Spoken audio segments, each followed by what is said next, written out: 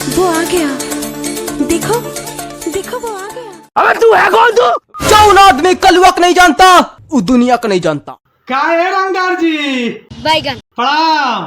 प्रणाम प्रणाम। वाओ, तब का है बबुआ? ठीक बाला नु, कोनो दिक्कत नहीं खानू। अरे देवता का कहनी महाराज, वाओ, रौरा रहते हमनी के कोनो दिक्कत होई?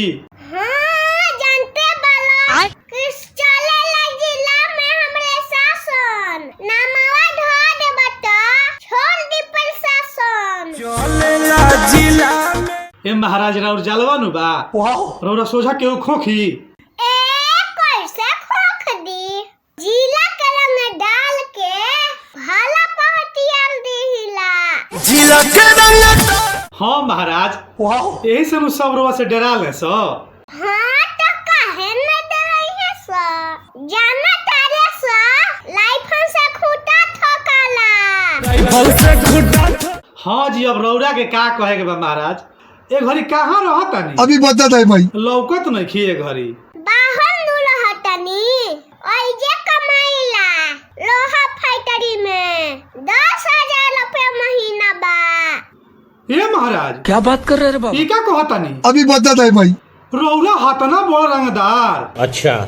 और उरा लोहा फैक्ट्री में 10,000 रुपये पे खटीला। तोबा तोबा तोबा। ई काहे जी? अभी बता दे भाई।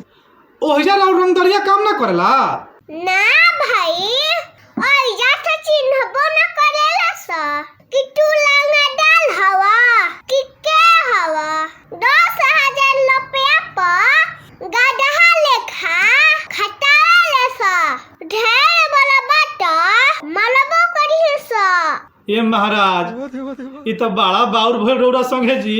का करबा, पढ़े के बेला ठीक से पढ़बे न कैनी, लगनी लंगदारी करे।